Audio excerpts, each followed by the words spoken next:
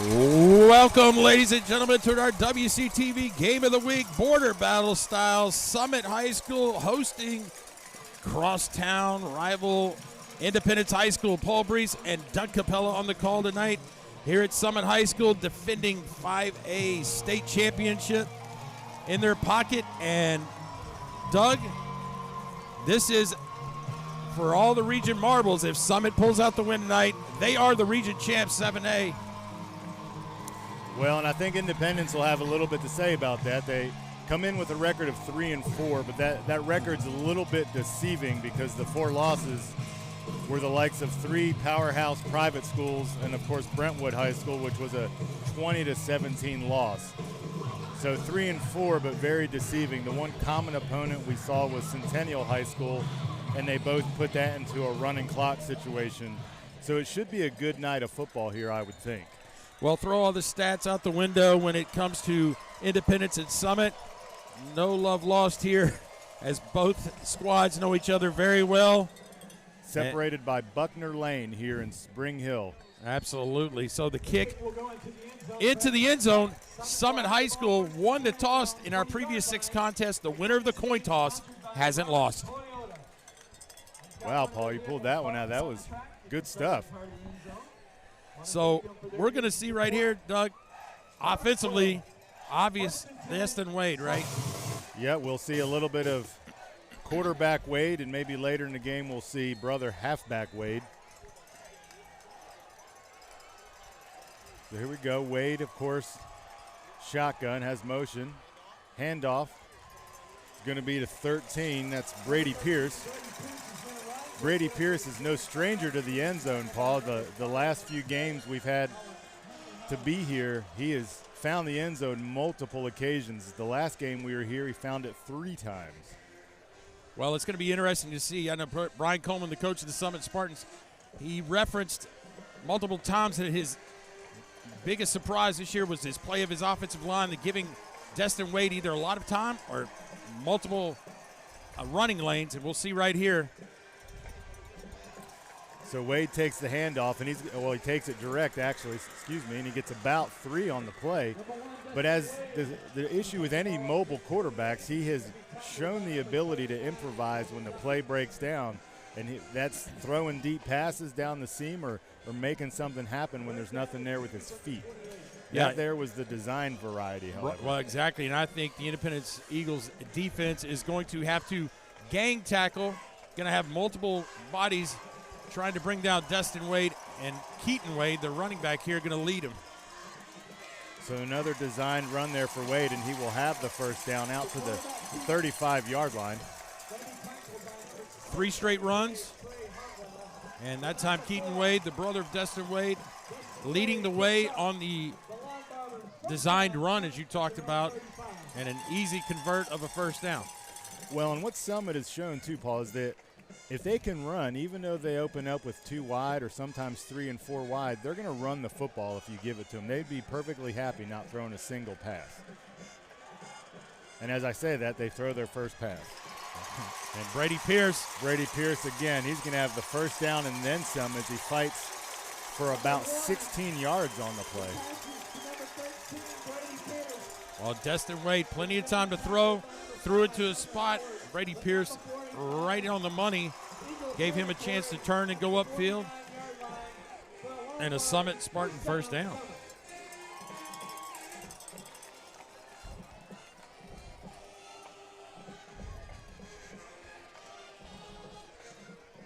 So here we have first down at about the Independence 49-yard line. Wade in the shotgun. The handoff is going to be to number 2, Dominic Hollis. He's going to be the change of pace back that Summit will use. It's got a little more wiggle to him than the Wade brother that carries the ball. Well, 2nd and 5 right there on the nice carry. And Independence going to have to stop the momentum here to put them in a third down situation. Yeah, Summit's got a nice drive going. They started on about their 25-yard line, and they've driven right up the field, only making third down once. There's Hollis straight up the middle. And they're really giving that line. You mentioned it early on as we started. They've been creating holes for the quarterback and running back, and they are finding lots of room. Well, when your quarterback averages almost 15 yards a carry, you know, you go into those offensive line meetings with your position coach, and, I mean, he's just spewing out stats left and right, and it's just like, hey, you know, we take a little pride in that. Man, we're not bad.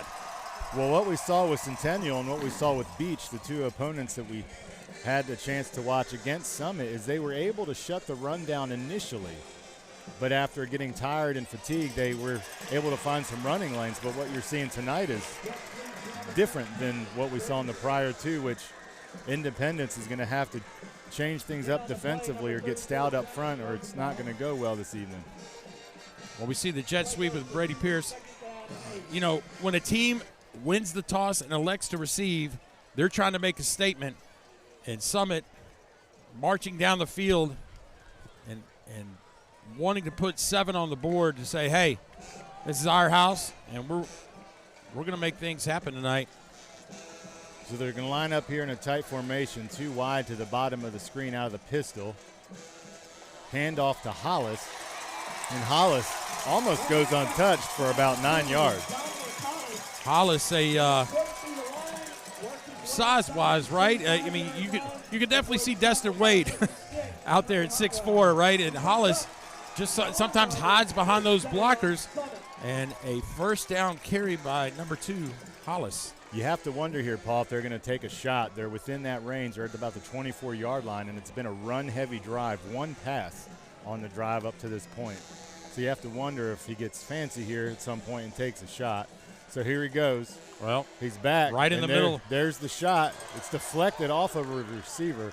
So that was it. He rolled out, took his shot. The deep route wasn't there. The underneath was there, a little high.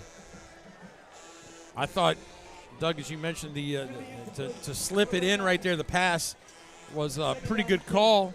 Obviously rolling to his left. Wade had to get his feet set and throw, and I believe that went off Pierce's shoulder pads, so didn't get a chance to really secure that ball. And now we're looking at a 2nd and 10, which has been something we haven't seen this drive. So they got 4 wide here. The handoff goes to Hollis, makes a man miss, and he's out on the left for about, we'll call it 6 until we get a spot. Well, in a shoestring opportunity to make the tackle for a gain of minimal gain of 1 at the most, Independence just misses it, and now a more manageable 3rd and 4 here. And Keaton Wade checks into the game now. Keaton Wade, either he's getting it or he's going to block for his brother right here. I mean, it's not hard to call. Well, I will say he actually went out for a couple passes last week, but I think this is more of what you were going to say. He was the lead blocker on that play. And there goes Destin Wade down to about the 4, and that's going to be an easy first down. Well, let's reference again the offensive line, right? When you're running the ball and just pounding that D-line and linebackers on the next level, it's very disheartening for them because, man, we are almost halfway through this first quarter at a blink of an eye, and they have had no break. So it'll be interesting to see here if Summit does score, in fact, what Independence answers back with on offense, because their offense also can put some points on the board.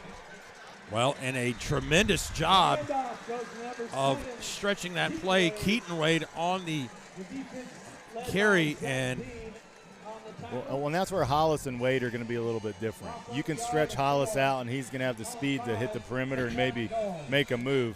Wade, on the other hand, is a bigger back. You want him going north and south. And so, like to your point, they stretched him out, and he just did not have the ability to get that upfield. Obviously, he's got the ability to make a man miss, but he couldn't make the other two guys. So, jet sweep keeper with Destin Wade. And he's about a yard past the original line of scrimmage. So, a gain of about 6 down to the 3. Yeah, and there is no doubt in my mind, Doug, that this is 4-down territory, even if they don't get it in, which – well, and it's a little harder here when you get this close to the end zone because Independence can stack the box, as they might say, and play the run because you don't have that much field behind you. And so this actually might benefit Independence here to attempt to stuff the run.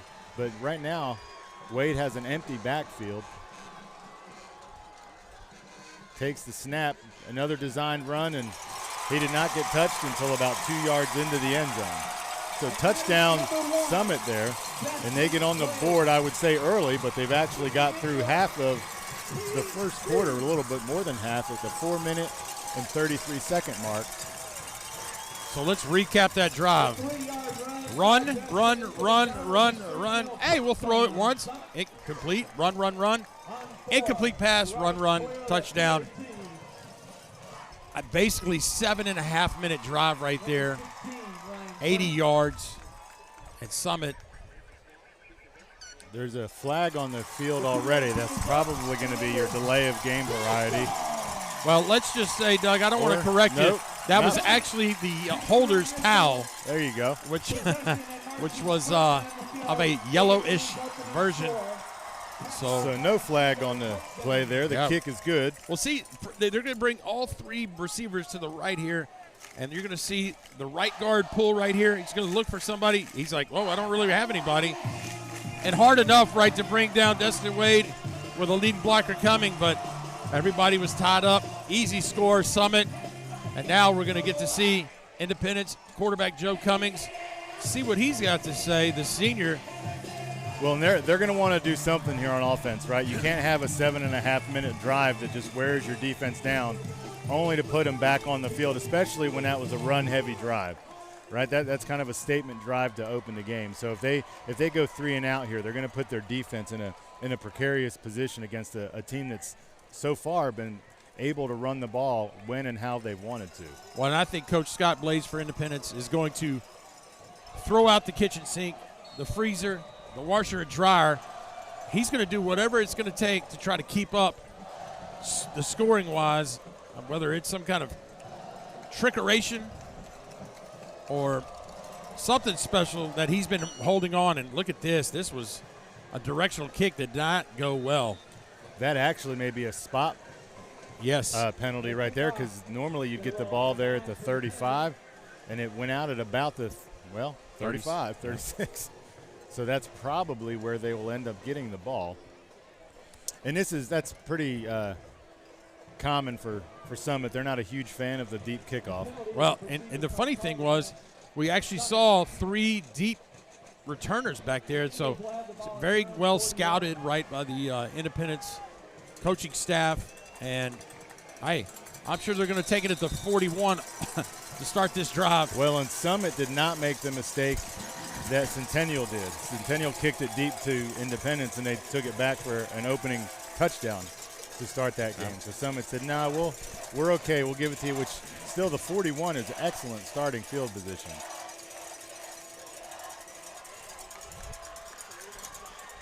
That's Trey Hartwell, the running back. So Trey Hartwell, strong run to the outside.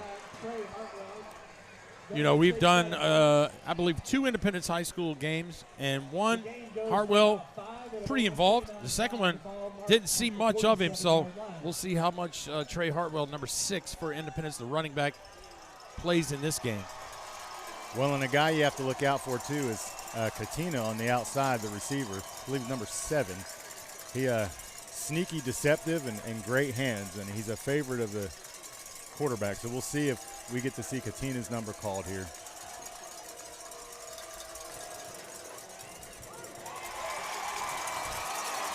Wow. So quick pass to the flat there. Number 3 for Summit. As we both try to find some light here.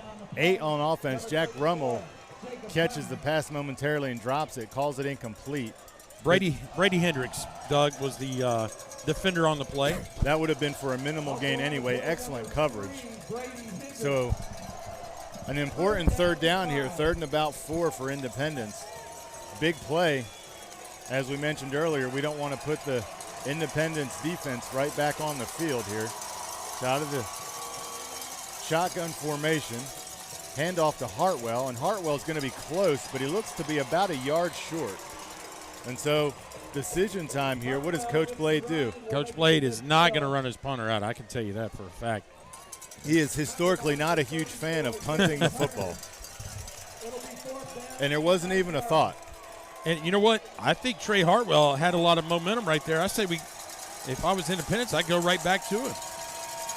Well, and Summit has been susceptible to the hard count here as they've almost jumped a couple times. And so that's what he just went to. And so Independence calls a timeout, hoping to get Summit to jump, but no good. Well, you talked about it at the beginning. We just kind of got caught off a little behind the 8 ball because of senior night here at Summit High School. Had multiple athletes from the football team, the band performers, some as well as the cheerleaders. So the game kind of got started a little late. And, you know, Coach Brian Coleman, right, I'm sure on senior night he's like, let's don't get distracted. Let's don't get distracted. But if you just look at the atmosphere in this stadium, electric is all I can use. There's not an empty seat out here. You can notice by the student sections for both sides of the bleachers are massive. So Hartwell right up the middle's got lots of room, and he gets about 16 on a 4th and 1. And I think Hartwell, he's running hungry, it looks like. Yeah, absolutely. He's got a little giddy up in his step there. He's like, hey, Kentucky, why don't you watch this too, right? Absolutely. And, hey, I say they go right back to him. Paul, you may have the coach's ear here as they do exactly that. They go back to Hartwell. And so almost in mirror image, it's been run, pass, run. And Hartwell has been exclusively featured on this drive. Well, if you look at the Summit defense right here, it's a 3 down lineman and basically, you know, kind of a 5-2 setup. And they out. There's to Katina on the outside, and he's going to have the first down. And so Joe Cummins, unlike Wade, is tall and strong, but he's not your running quarterback. He's a pocket passer. He's got a great strong arm. We saw him, the arm strength, with a couple 50-plus yard throws in one of the games that we watched. So he definitely has the caliber to go deep. But so far we've only seen short out routes. Well, which has been successful. They've converted a couple first downs. So Cummins in the shotgun here. He's got motion, but it's going to be to Hartwell, and Hartwell's going to be stacked up at the line of scrimmage for no gain on the play. So we're on the 20-yard line, and I think, as you said, this is touchdown or bust, Paul. I believe you're right. I don't think a field goal makes a difference in tonight's game. Different opponent? Sure. So again, out of the shotgun, got 4 wide. Cummins back to pass, thrown to the outside. Made the catch, but is hit hard. Woo! So Jack Rummel on the catch, and he got delivered by Brady Pierce. Yeah. I mean, face mask right in the sternum. Textbook tackle. Head was up. And nice job by the receiver for Indy to hang on to that Yeah, pass. Rummel did a heck of a job. Knew the hit was coming, but held on to the ball and got the first down, and we are inside the 10-yard line, so he will have 4 downs here to get a touchdown. No possibility of a first down. On about the, we'll call it 8.5-yard line. Cummins still in the shotgun. Got a 3-wide set.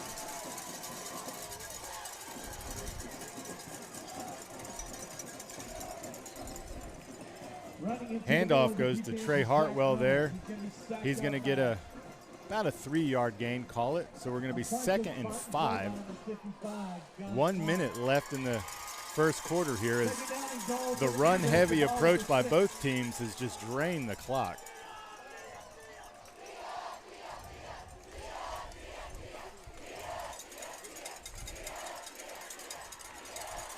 Cummins waits for the call, has it, is in shotgun, 3 wide.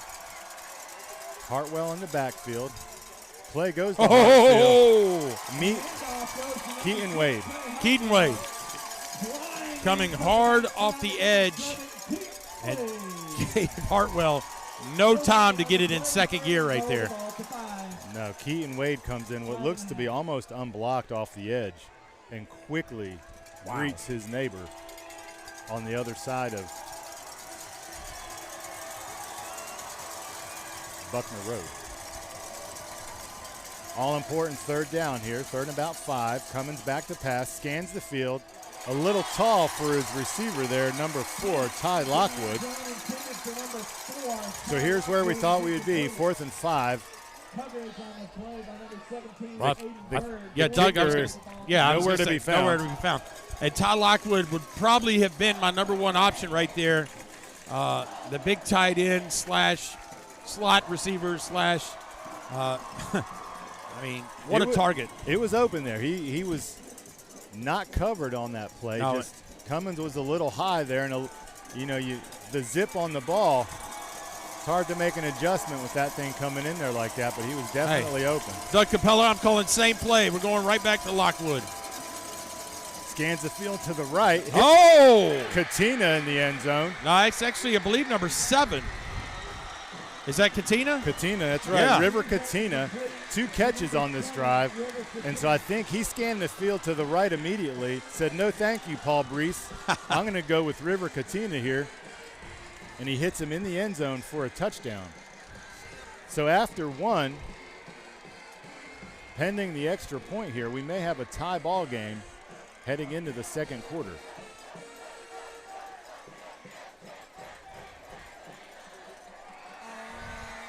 Snap is up.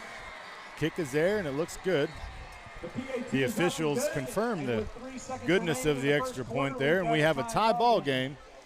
So really after 1, it's going to be 7-7. And both offenses did what they wanted to do. Couple 4th down conversions there for Independence. Both 4th and manageable. You had a 4th and 1 that Hartwell converted. And then you had a 4th and 5 there, the touchdown. Well, maybe if you have the over tonight, you may be a winner. We may have a lot of points on the board. Yeah. Both defenses are making adjustments as we speak. Dropping back deep to receive will be number 10, Brandon King. So we'll see the special team strategy of Independence here. It's always interesting to see how they try to outsmart, whether they onside, pooch, deep kick it out of bounds. This is heading to the end zone. He's already done it once. Well, if you got the leg and you put it back there, they're not going to bring it out of the end zone usually. Well, they're not allowed to. Or ever. Ever. If you're on the kickoff team for Independence, you're just like, all right, I guess I'm going for a little jog. So this doesn't look like it's going to make it to the end zone. Oh, yes, it does. It's about 3 yards into the end zone, knocks the back pylon over. And so they will get it at the 20, I believe, 25-yard line.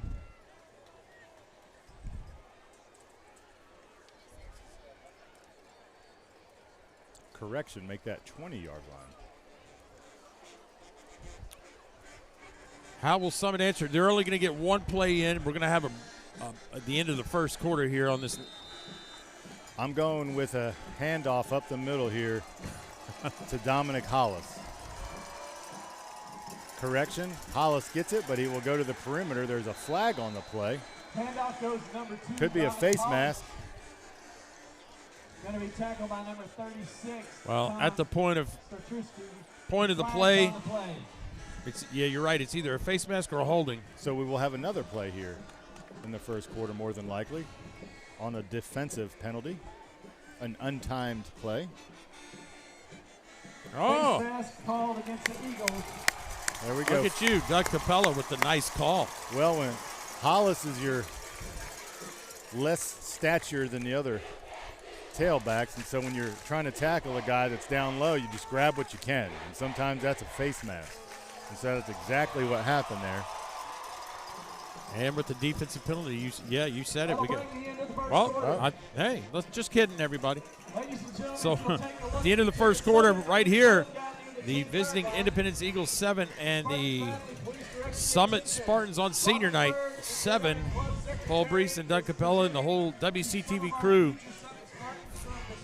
fighting the traffic major mess getting in. But we're here. And we did it. We did it.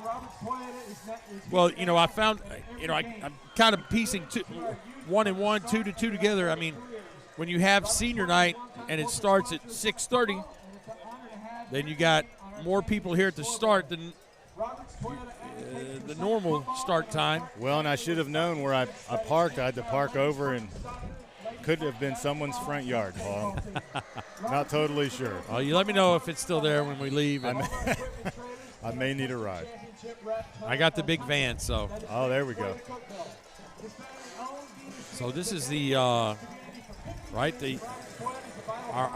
we're going to be off next week for fall break.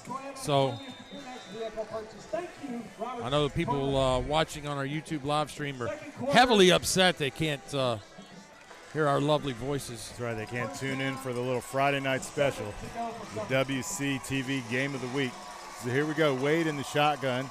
Hollis is going to see the ball again, and he is going to be tackled. About a 2-yard gain. If I referenced Barry Sanders with Hollis, I mean, he's got those same kind of moves. Kind of the stature, right? Barry Sanders. I'm trying to think of the running back they called Sparkplug. He played for the Philadelphia Eagles. He played for the San Diego Chargers. He's about 5'8". The name is eluding me right now. Darren Sproles. Darren Sproles. There you go. Very much Barry Sanders, Darren Sproles. Oh, Brady Pierce with a nice catch. Number 1, Preston Wade, to number 13, Brady Pierce, complete on the far sideline. So when they do pass, it'll be more often than not the Wade-Pierce connection. They have the good chemistry there. First down, Summit. And so here we go, right back up the field. Summit. Turnovers may, and there I may have spoken that into existence, Paul, but turnovers may have something to do with this ball game before it's all said and done. Wade's in shotgun, takes the snap, looks to the outside. Oh my!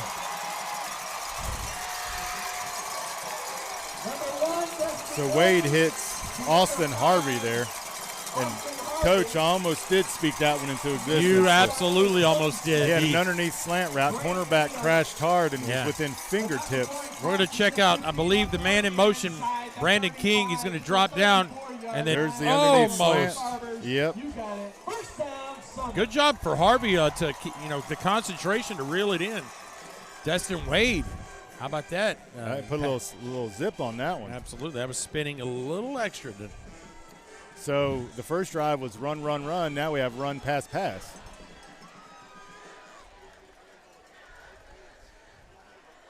Hartwell. Oh, that's Hollis. Hollis on the carry. Hollis shaking and baking. for about 15 yards. Well, you could see someone like Hollis run for about 15 yards and not get tackled. He'll take that every day, every play. So the last drive that Summit engineered took about 7.5 minutes off the clock. Well, right now they're on the 18 of Independence, and they've only taken about 1:43 off the clock. Wade out of the shotgun again. Takes the snap, direct snap to Wade, carries the ball, has a big hole, still on his feet, and he is tackled at about the 11-yard line. Well, even though it was about a gain of about, 7? Should have been a gain of about 4. Yeah, I was going to say, he was amazing. We thought he was down, and he just, came out of the pile, picked up a couple extra.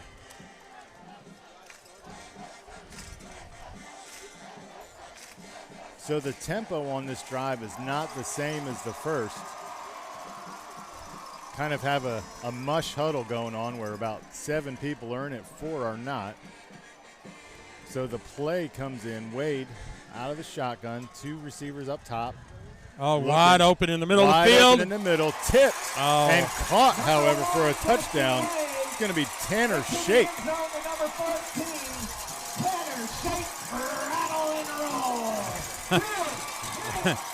Tanner Shake, first of all, converted offensive lineman is what it looked like, but wide open.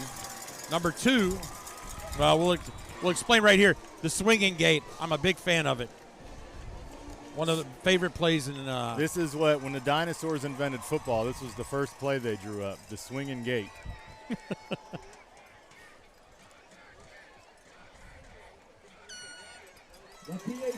So there it is. You have it up and good. Summit retakes the lead, 14-7, with a healthy 9:23 left in the second quarter. So we're going to see the play right here. We see Shake is going to be lined up at the tight end position. He's just going to release behind the middle linebacker. Wade sees him, and the middle linebacker jumps 36.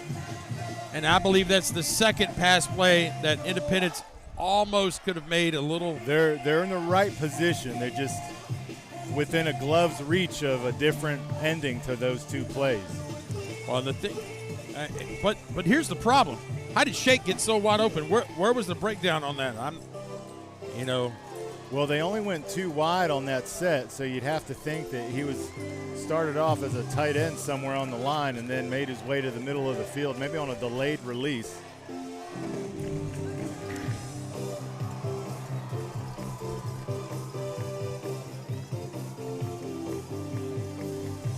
So good for Tanner Shake, the senior, on senior night, reeling in the touchdown pass. Every time I hear the word shake, rattlesnake shake. Shake and bake.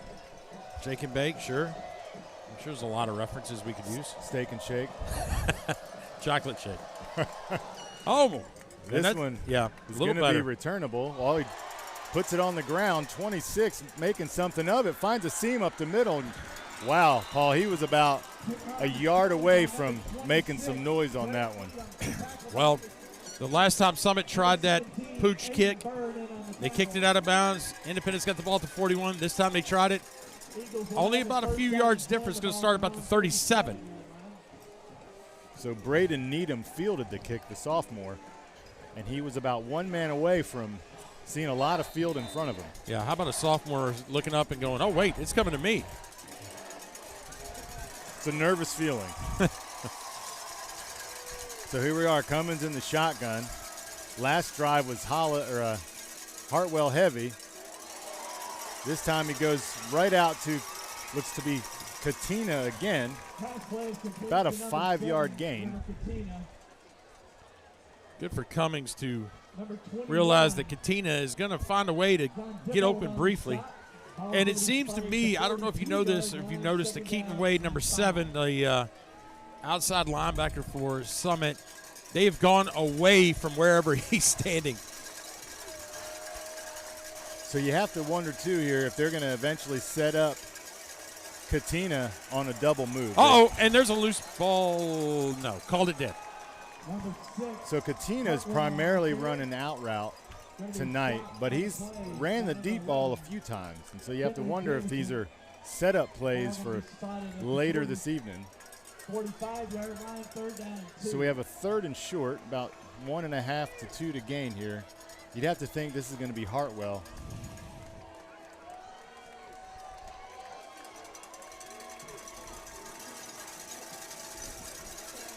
So they're going to be in the shotgun. Hartwell in the backfield with an up back there. Cummins takes a shotgun, and it is Hartwell. And he was not looking for a touchdown as he lowered his head and just ran forward. Had he looked up, he may have actually been able to make a little bit of noise there. Absolutely. Kind of momentum heavy on that run. He was just lowered his head expecting contact, and it didn't come until about 4 yards deep into the Summit backfield there. So here we are in the shotgun again, 3 wide to the lower half of the field. Cummins takes the snap, scanning the field, and here he's looking deep to Katina. Oh! There it was. Set him up deep on the outside, hit his fingertips, but incomplete. Well, you know what? I'm a big fan of Coach Blade calling the deep pass on 1st down. We've yet to see a punt in this game, and we're halfway through the 2nd quarter, so hey, why not take a shot? Like, well, and it was almost there. I mean, the coverage was decent, but it hit his fingertips. Yeah, Joe Cummings had to throw it quick because Keaton Wade was coming off the edge, and he had just bowled over the offensive tackle. And here he comes again. That time it is right in the middle. Oh, that looked like it could have been a block in the back there. Complete to number 8, Jack Rummel, who has proved to be a reliable target tonight. Has taken a couple big hits, but brought that about 40 yards down the field. Near the 13-yard line, 1st and 10 for the Eagles. So the pace of the 2nd quarter, a little quicker than that of the 1st. Well, like a typical boxing match, right? You feel each other out, and he was like, okay, you punch me in the mouth, I'm going to punch you in the mouth. Here we go. Both first drives run heavy, both second drives more pass. Cummins looks, sets the throw, and just gets rid of it. Oh, and a double late flag.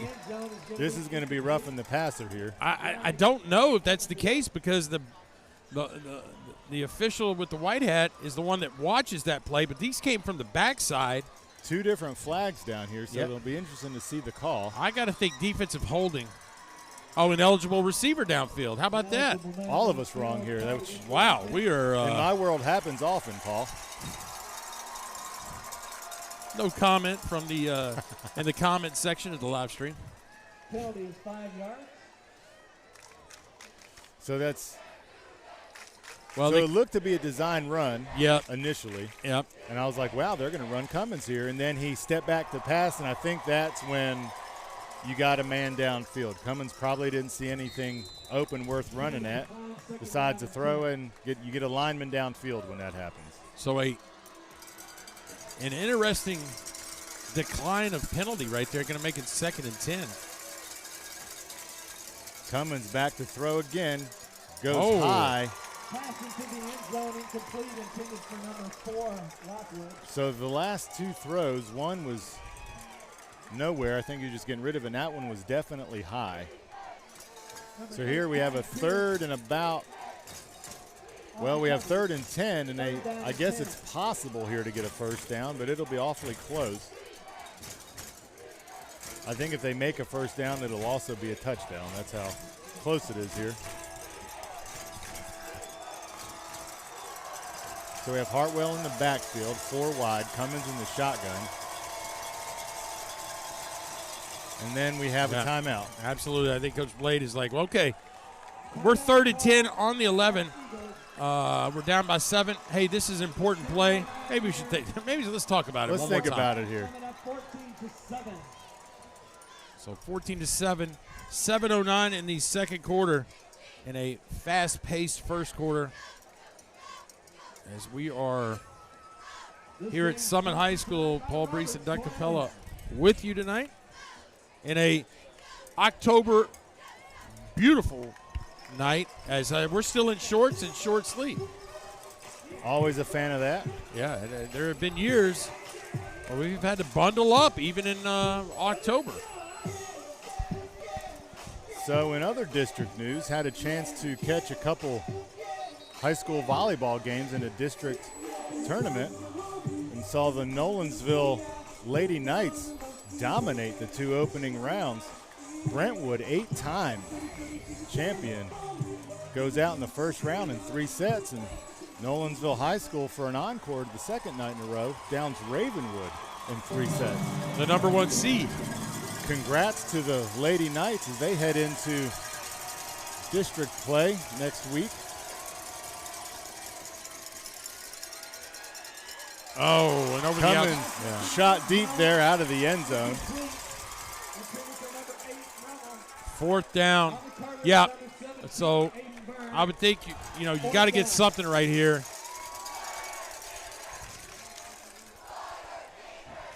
Oh, well, they brought out the kicker, which they may have brought him out of the stands because I don't know if he knows what a field goal looks like all that much. Well, I know that he can kick it. We've seen on the kickoffs. He's got the leg.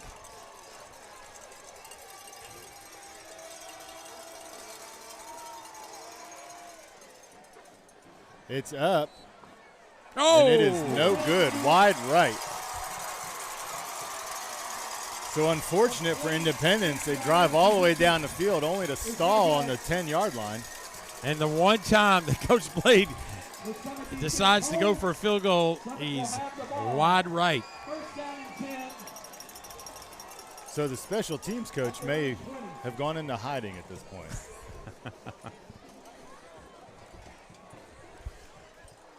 So here we go. Summit is 2 for 2 on their drives, both scoring drives to put up 14 points.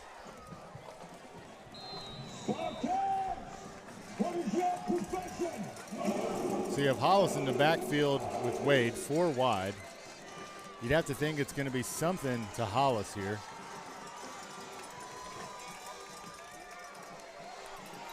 It's actually going to be 13, Brady Pierce on the run.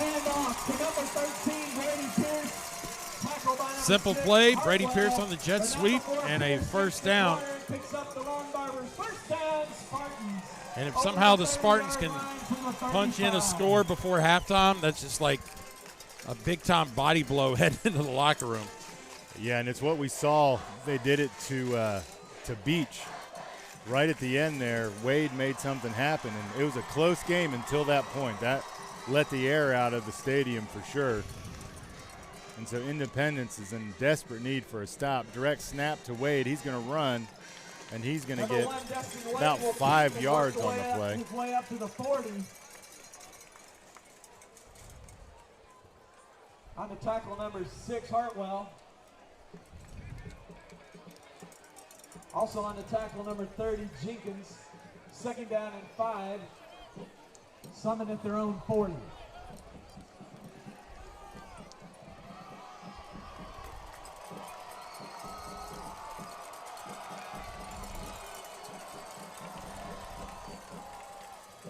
Wade going to keep it himself.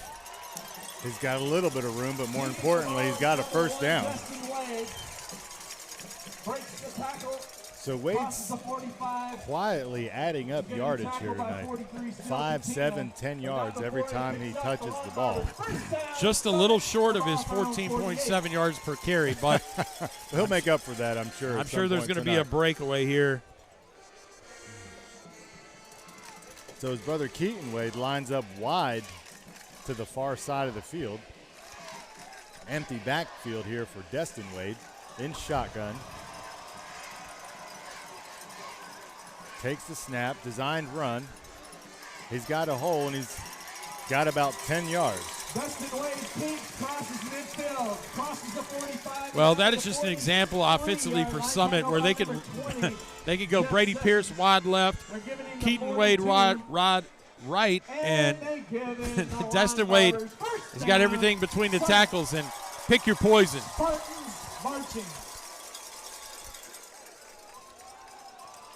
And we got our 3rd timeout by Independence, so Don't know, Doug, if that was because the defense had just kind of gassed out or. Well, and they've been on the field for a significant time already in the first half. So, I'll tell you what, if you've ever been at Summit High School on the home side, you better bring earplugs. It is a rock concert-esque type situation up here, and spared no expense on getting the best subwoofers and tweeters. But the music choice is spot on up here. That's right.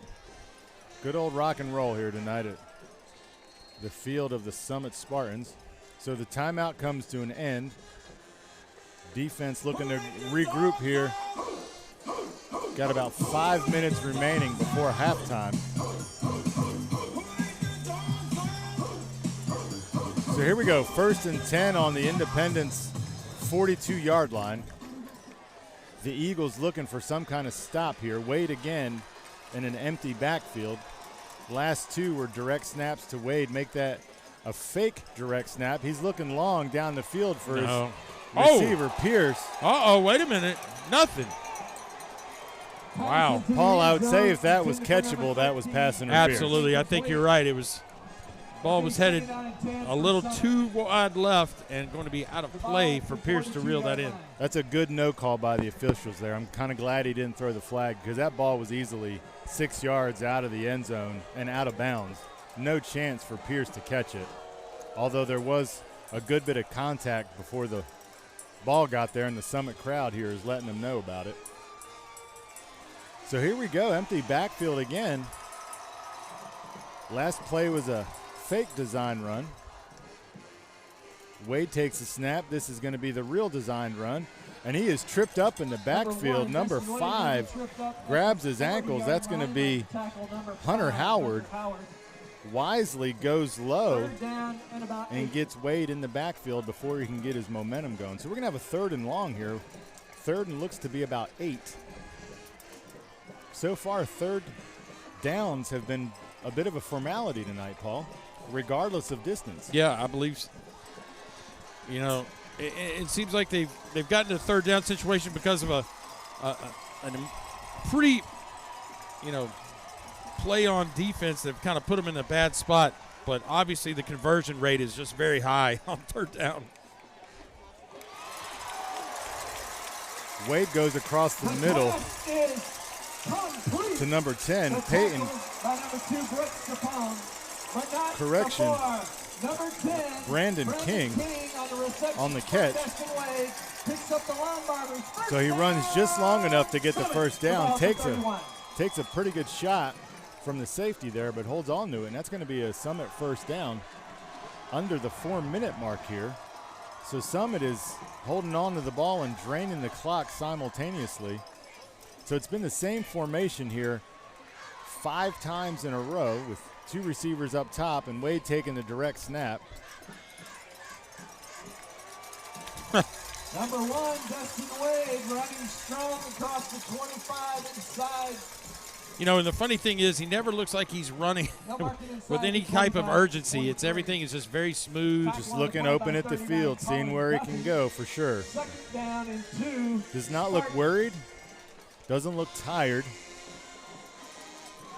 And so here we have a 2nd and about 1.5.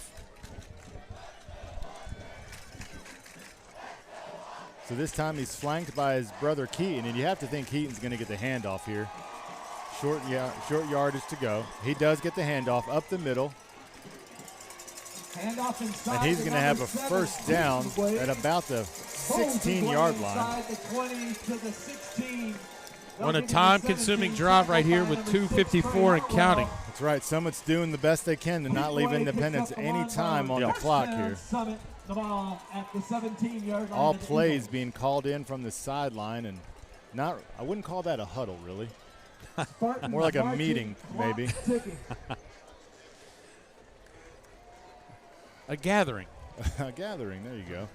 So Desson and Keaton Wade in the backfield this time.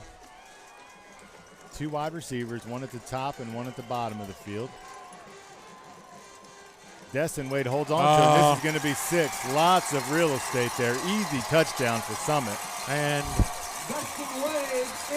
got a flag on the play. This is likely in the area of holding. So I'm assuming this ball is going to come back.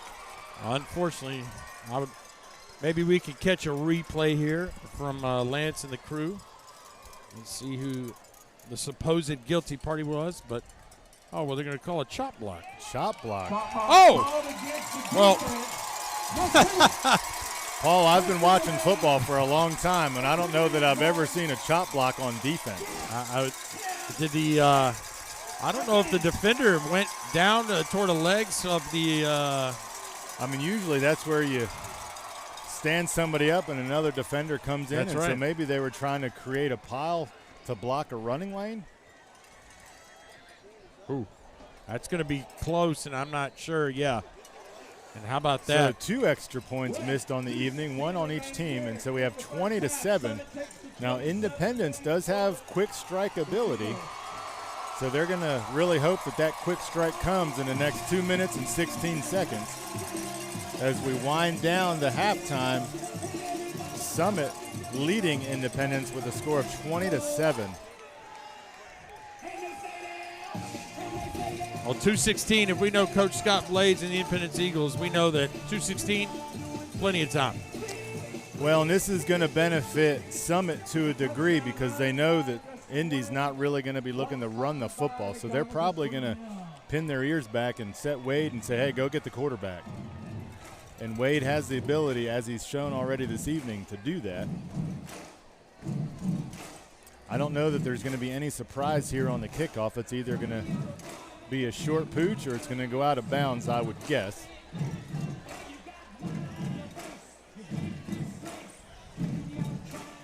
So the penalty looks like it's enforced on the kickoff because the touchdown was good.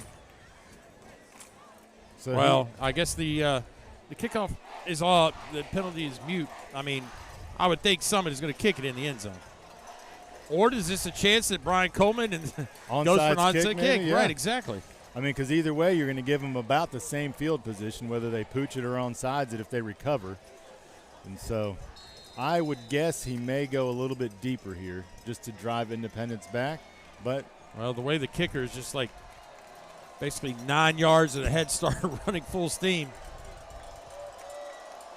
So he does opt for the deep kick. Well, he's going to get a chance to return it. It's Katina. Katina's going to field it at the 1 yard line. And so different kick, same result, right about the 30-yard line, or 25-yard line.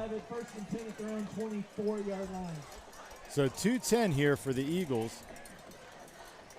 And what I can only guess is going to be, well, I would think it would be pass heavy, but if they get into a 3rd and long here, do they run it and try to get some time off the clock? Cummins in the shotgun, 4 wide. Wade, a quick pass to Katina on the outside. Katina strung up there after about a gain of 7. I would imagine that Independence is going to go with what we call the NASCAR, or the no-huddle, hurry-up offense. Well, and the problem for that is, remember, Independence is out of timeouts. That's right, all 3 timeouts used. And so they're going to have to use a variety of quick passes and spikes to get the clock to be in their favor. Another quick pass to the outside. Wow. Number 8 there, Jack Rummel, really trying to stand out tonight, turns on the jets and manages to get out of bounds. What is not even a I mean, basically the play drawn up was just basically a 3-yard pass. 3-yard pass that he turned into about 25 yards. And so Rummel, well, they call him out at the 50. So here we have it. Independence at about the 49-yard line, 4 wide. Cummins gets the low snap, looking up top. A little bit too long there for River Katina on the outside.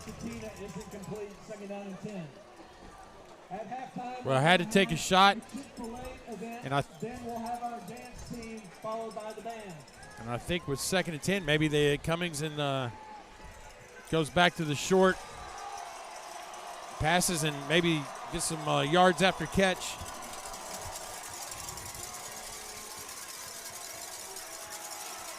Or they can look for Lockwood, number 4, up the seam down the middle of the field. So 4 wide, you have a runner in the backfield. You have to wonder if Hartwell is just going to be back there to block. And he is. That's and it's picked. Over Patina's head, and it's picked by 21 from Summit. That's going to be John Dippold. That is what you did not want if you are Independent. No, the tides have turned. And so you've given Summit the football on about the 30, call it the 33-yard line. And Summit has all 3 of their timeouts. And a tremendous pick. I mean, the interception, did he drop it? It went between his legs or something? And it was definitely high for the receiver. Went over his head and landed in Dippold's lap, who looked like he was playing safety. So here we are. The Wade brothers in the backfield. Takes a slow snap, and steady.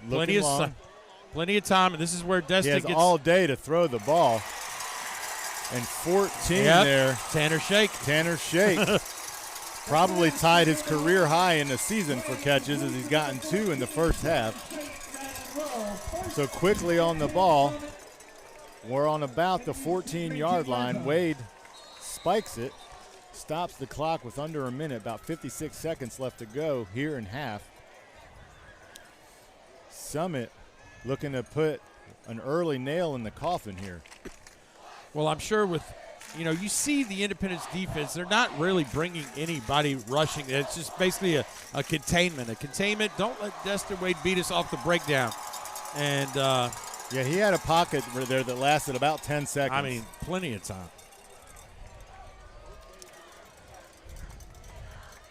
Wade takes the snap, hands it off to his brother, Keaton. Keaton turns the corner. Did he get out of bounds? Waiting to see what the official does here. Yep. So out of bounds. It's going to be. Well, they're going to call timeout. I think it's Coach. There we go. Timeout. And they're going to be the ball spotted about the 5-yard line, Doug. 3rd and about a yard and a half here. And I'll be honest with you, Doug. How many times have we seen Summit? 3. I think we all know what's coming. I think Coach Blade over at Independence knows what's coming. How can you stop it? That's the question. Well, and sometimes you have different packages in, but even down here close to the goal, they've stuck with their 3-man front as opposed to going with some kind of goal line formation. And so it's interesting to see if they change it up here a little bit. But I guess you just go with what you know.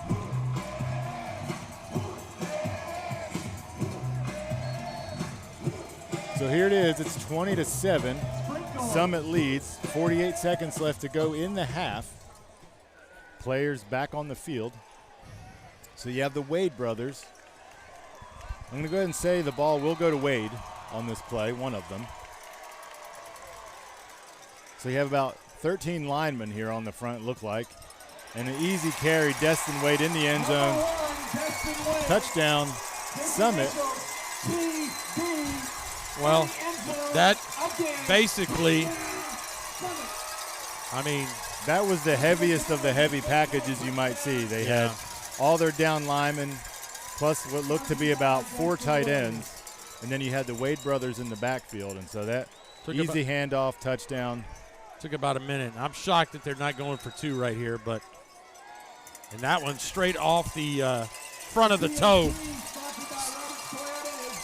Kick is up and good. Yeah, so the extra point, Doug Capella, we are 27-7. And, you talked about it earlier right here. Well, first we got a replay here. I mean, obviously it's not rocket science when you got Destin Wade back there. But, you talked about it previously when you were here with Summit at Beach. There was a little momentum with Beach, right? They felt like they were in this game, and then wham! There was an interception. And their interception before the half, and Summit came down and scored. And you could just see it was like, well, because it was back and forth, and then Summit just put a dagger in there with that touchdown before half, and they had put one dagger in here, and then they just added another. It's 27-7 at half. You have to wonder if Blade's going to go into the locker room at 27-7 or if he's going to try to make something happen here. No timeouts, 44 seconds left to go. I got to think that a return of any sort would have something to do with what Blade's going to call on offense. But if I were a betting man, I would say that Summit's probably just going to kick it out of bounds here. May as well. I mean, they're set up for a short kick for sure. Well, look at that. Well, he kicks it deep, fielded at about the 8-yard line. And the 25-yard line seems to be the magic starting spot for Independent. Well, this may be the worst starting field position they've had, right? Off a kickoff. So we have about 37 seconds here. The first play here is going to give us a clue as to what Coach Blade is thinking going in the end zone. So Cummins is in the shotgun, 4 wide. Hartwell in the backfield. Handoffs to Hartwell. He's got a little bit of room. Could not split the defenders there. He's going to have close to a first down. Out of timeouts is Independence, so I from our vantage point, I don't think there's any kind of sense of urgency by Independence to. No, the clock, play clock's not even running, and so I don't know that they're going to call a play here. So they call it. Hartwell has the handoff up the middle, has the first, and also has halftime. Well, theoretically, the clock was going to stop for the first down, so they're going to wind it to play. So at halftime, on senior night here at Summit High School, the Spartans, defending 5A state champion, lead the Independence Eagles 27-7. Paul Breece and Doug Capella will be back for the second half after this.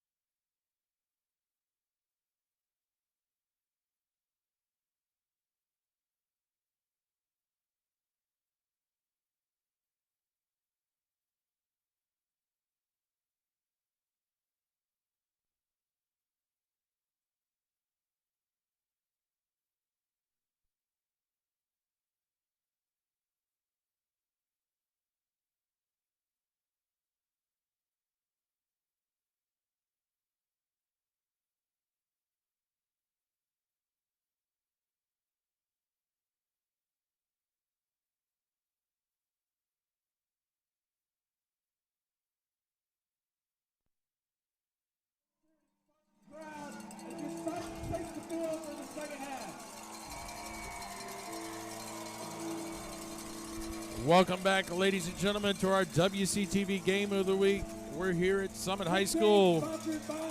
Paul Breece, Doug Capella. It is 27-7. And what was at one time a little back and forth, and then Doug. A little bit of misfortune, right? A little bit of misfortune. The turnover, and you talked about how a turnover could play a factor in this game.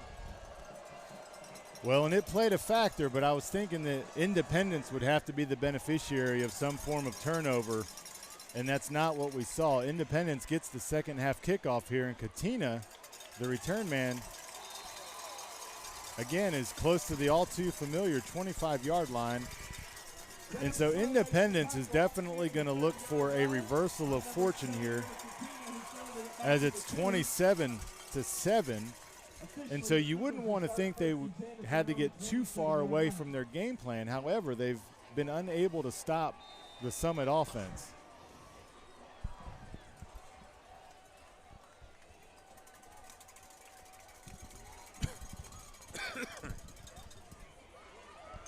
Well, Cummings on the short pass is going to be complete.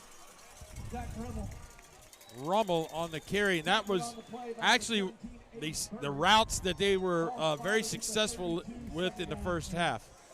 So they stack the side of the field with two receivers, and then they'll hit the inside receiver on a quick pass. And they've had some success with that. And here they got about 4. So here we're in shotgun.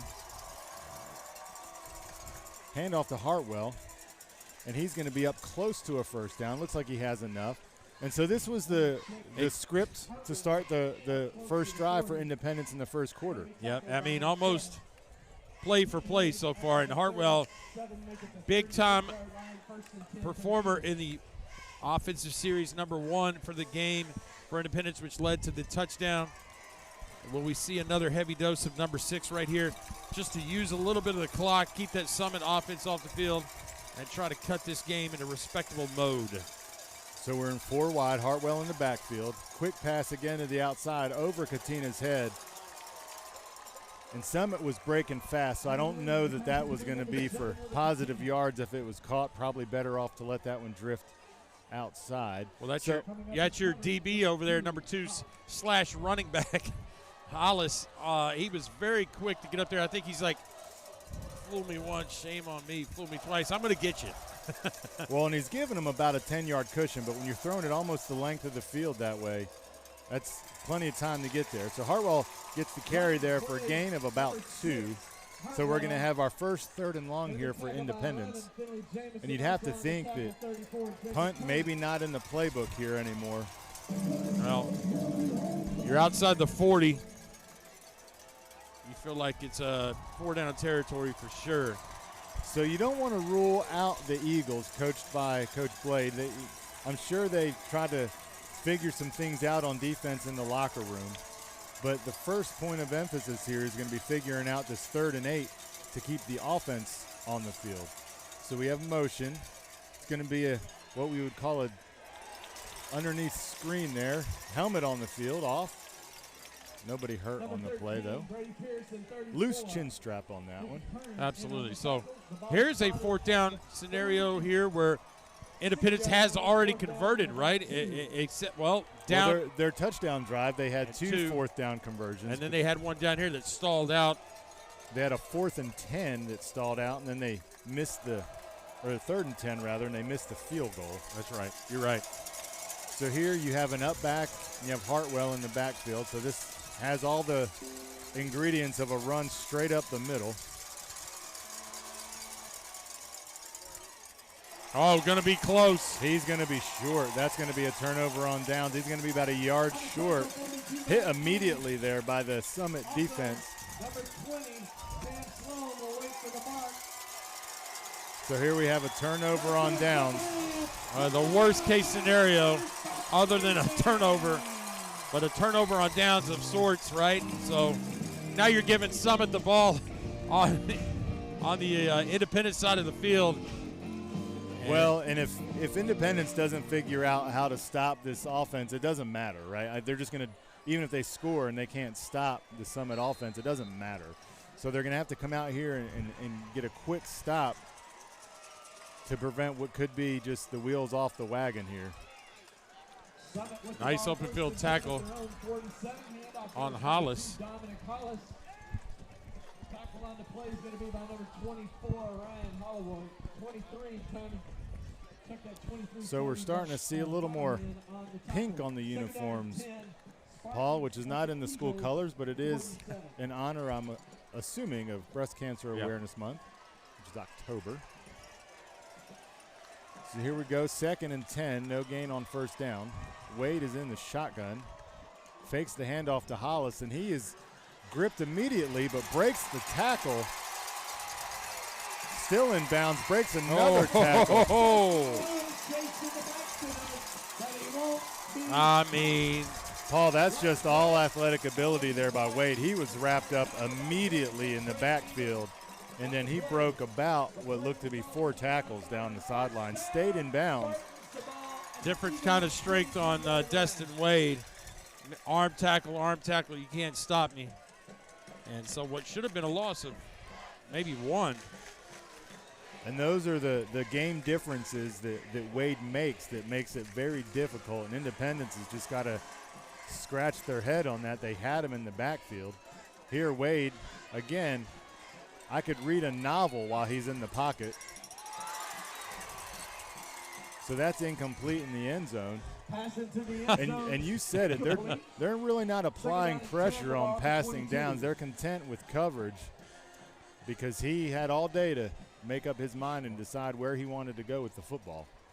I mean, we could have got a 30-second commercial in right there from somebody. Yeah. So here it is, 2nd and 10. Hollis in the backfield. Too tight, too wide. Handoff is to Hollis. He's got some wiggle room. The handoff goes to number 2, Dominic Hollis. Looks like he is going to be close to a first down, but potentially a little short. No pun intended there, Paul. Well, Hollis definitely has a knack of finding the slight open crease and then following his blockers. So we're 3rd and less than 1 here. Well, this is interesting. Keaton Wade not making an appearance on 3rd and 1. Hollis still in the game here. Hollis still in the game, but definitely heavy up front. Indy defense making some adjustments. The handoff goes to Pierce, who finds some space, and he's going to be down at about the 1-yard line. So all of that beef up front to run motion with the wide receiver. Again, as we mentioned in the first half, head coach Brian Coleman and Summit from Summit has really praised his offensive line play the last few weeks. Well, and well-deserved, right? I mean, tonight they have, as we've mentioned before, they've run down the field however they've wanted. And the pocket around Wade, I mean, one could only hope to have that. I need for my Tennessee Vols to have plenty of time to throw tomorrow. Hollis gets a rare touchdown on the goal line there, and he's in the end zone. And from 2 yards out, he hops, skips, and so this is what we thought potentially could happen, right? Is that I don't know if you recognized it, Doug, but before the play started, Hollis turned to the sidelines and he tapped his chest like, can I get some love right here? And sure enough, he got it. And the extra point. And that's a much better kick.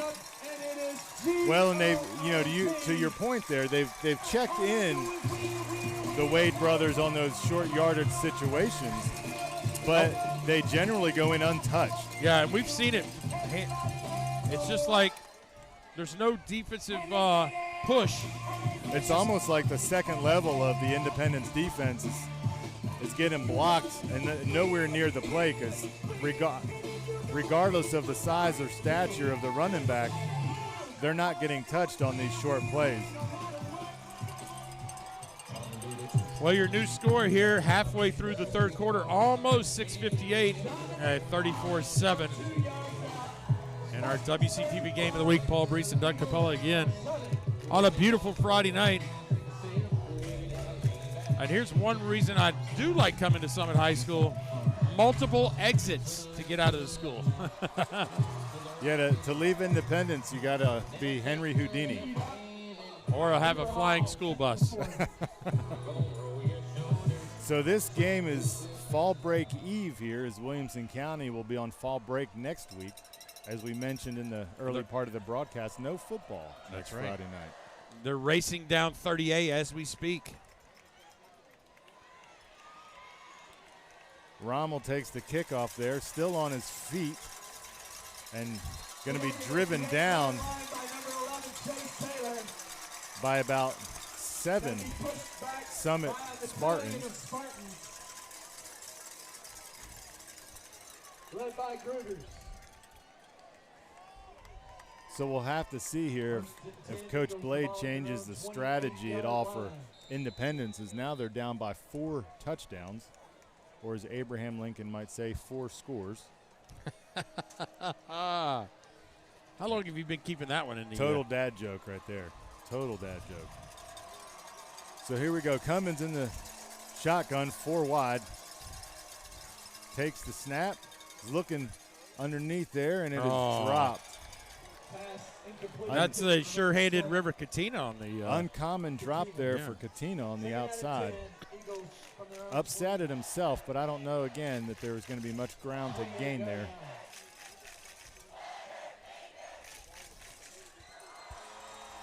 Well, unless there's some kind of dramatic finish here, it looks like Summit will move on to 8-0 and win the Battle of Buckner Lane here. Well, that's a good screen pass to Lockwood. Lockwood bumbling and stumbling down to about the 50 for a gain of 22. Good gain there. Independence not ready to go quietly into the cool October night here, going down the field and still playing hard, to the credit of the Independence coaching staff. The ball is spotted at the 50-yard line. So 4 wide has been the set of choice here. 2 receivers up top and at the bottom. Cummins in the shotgun. Handoff is to Hartwell. Hartwell has a little bit of room in the middle and looks to get about 6 on the play. Well, granted, Hartwell, for the majority of his carries, has gotten kind of to the second level with ease and positive yardage. You talked about 6 yards. At the 44, second down and 4. Yeah, it seems to be the only time they've ever really been stopped is on 4th down. Usually they're getting 5 or 6 yards a carry with Hartwell.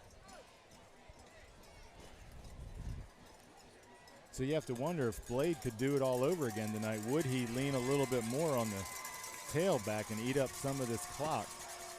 So here we are, 4 wide again. Quick pass to Rommel. Rommel makes a man miss. There's a flag on the play. That's going to be holding. Jack Rommel is going to be run out of bounds by number 3, Brady Hendricks. It's going to be holding on number 14. I'm going to take a stab at it, as there was only one Independence receiver in the area.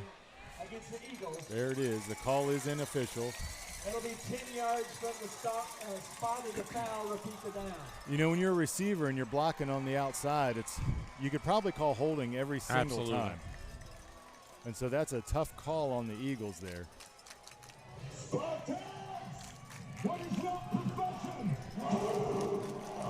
So you're going to have second and about 14. Again, 4 wide, Hartwell in the backfield. Cummins takes the snap. And Lockwood on the catch. Lockwood getting a majority of that yardage back. 2 nice catches on the play. So here we're going to have another 3rd down, and Independence has had a hard time on 3rd down converting. 3rd and about 4. And as you said earlier, I don't think 4th down is any question here if they make it to 4th down. Out to Hartwell. He's going to have the first, and he gets him by the tip of his shoe, or that could have been a little bit of damage there. So Hartwell's going to be out at the Summit 37-yard line. Spotted at the 37-yard line of the Spartans. Good play call right there on 3rd down. And You know, for a young quarterback, sometimes when you have options, the urge to go deep. So he finds his safety valve there in Hartwell and on the flat and picks up the first. Hartwell again takes the snap, and he's going to lean forward for about 3. Number 7, Keaton Wade. Ball's going to be marked.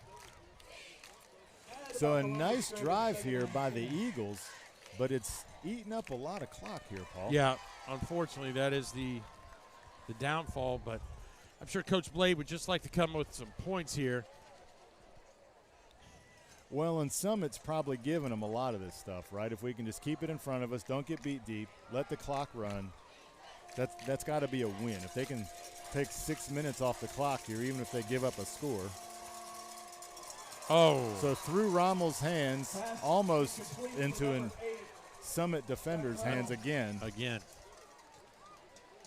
And I don't know if Cummings threw it behind him on that play or just threw it with a little more zip than normal, but it looked a little behind him there, but you know, it's tough to turn your body like that and catch a pass, especially when you're turning to your left, which he had to do there.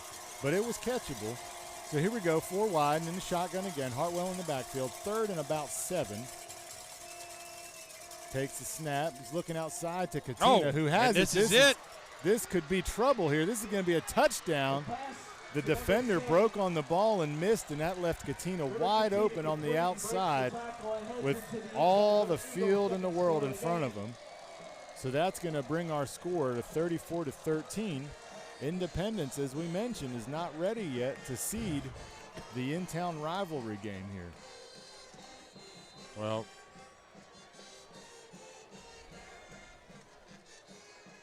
so 3:49 left, but Paul, as we discussed before, that's great that they scored a touchdown, but now they're going to be on defense. And so unless they can figure out a way to stop the Wade brothers, and now Hollis. Point is good. So we're going to check the replay here. Hopefully we'll see at the top of your screen, River Katina. Hollis is on him. He cheats in, and the ball is thrown in a perfect spot right over, and the missed tackle, unfortunate for Summit, leads to a River Katina touchdown. Hey, he's going to get an open field like that. He's probably going to outrace you to the end zone. So Hollis, we talked about on offense, you know, kind of hides behind that offensive line. That time, if he was probably about 3 inches taller, probably would have got his hands on that ball, and he may have been racing the other way. Yeah, good break on the ball, just missed. So while we're waiting, let's scores around the country. No, just in Williamson County country. Brentwood is leading Franklin 42-7 late in the 3rd quarter. And the Page Patriots are ahead of Nolensville. I believe it is 23-17 at last check. So Nolensville, after the big homecoming victory, is giving Page and the undefeated Page Patriots all they are.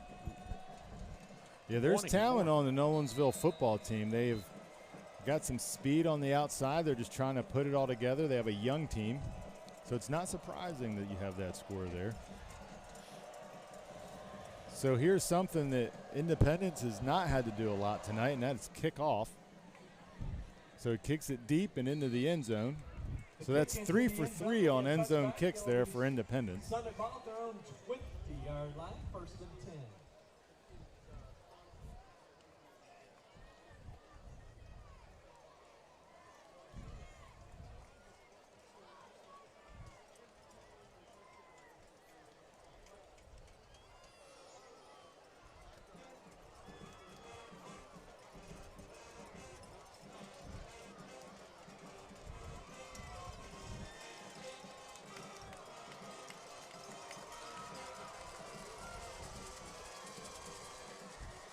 Quick handoff to Hollis.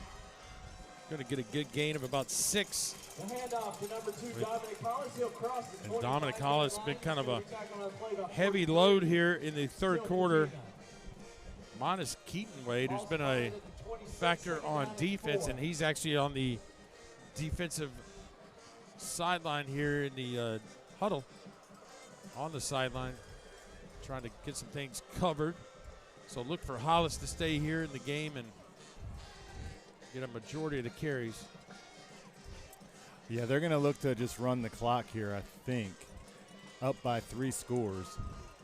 Well, I say that, and now Wade is going deep. Has his man on the money. Wow. And Brady Pierce just caught a rope for about a gain of Holy mackerel. 60 yards. You know, I don't know if you want to count this pocket present, but he had all day. He had plenty of time for waiting for Pierce to get some separation, and a nice job by the Independence defender right there just to stay with Pierce and make a touchdown-saving tackle.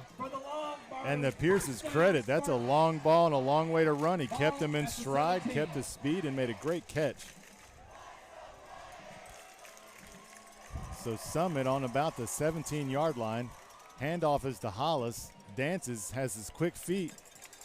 He's tripped up after a gain of about 6. Yeah, kind of the same first down carry. Hollis in a cloud of dust. Well, and Independence has 2 things, 2 enemies they're fighting simultaneously. They have this powerful offense of Summit High School, and they have now the clock, which is winding close to the 4th quarter. And there's just not going to be a lot of time left if they score here to catch up 4 touchdowns. Handoff is to Hollis again. And he's brought down hard, and he's going to be about 1.5 yards short.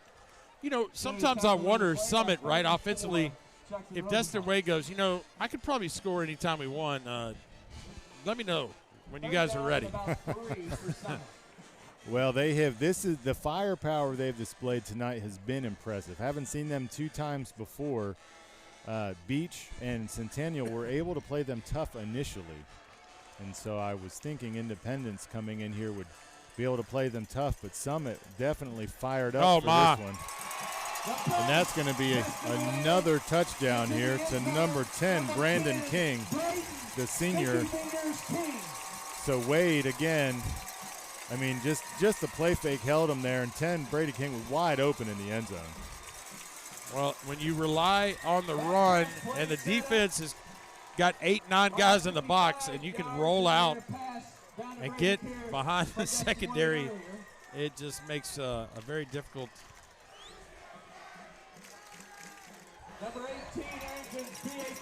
So the PAT is good, and here in the waning moments of the 3rd quarter, your Summit Spartans are in the lead 41 over the Independence Eagles to 14. We're going to see Brandon King kind of in a offset there on the tight end. He's just going to release. And, man, when you sell out for the run, and tremendous, and the defender for Independence was just like, man, how in the world can we make this stop? Well, and I think every time you've seen Summit down there inside the 10, they've just run it. Yeah. And so I'm sure the last thing they were thinking there was, oh, they're going to throw it to the wing back here. So good call on Summit's offense. 41-14 with 1:25 remaining in the 3rd quarter.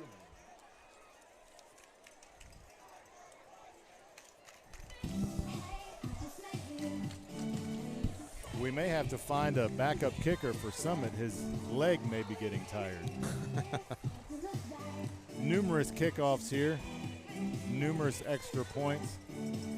But his leg can't be too tired because Paulie only kicks it about 15 yards at a time. Absolutely. Watch him right here. He's going to take this one deep in the end zone.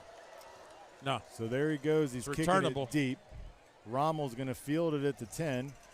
Crosses the 20 to the 30 for what will be almost the best starting field position of the night for Independence. I mean, if you have to say, hey, Summit High School football, what's your weakness? Special teams? I don't know. I mean, we've never seen the punter. I don't even know who that is. Yeah. The extra point is almost a hold your breath kind of situation. They've come up and created a game plan for the kickoff. So Independence again, 4 wide handoffs to Hartwell. He's going to have a little bit of room up front. And I would imagine they're going to play the run a little soft here. They'll be okay giving up 5 and 6 a play here. Be second down and about 4.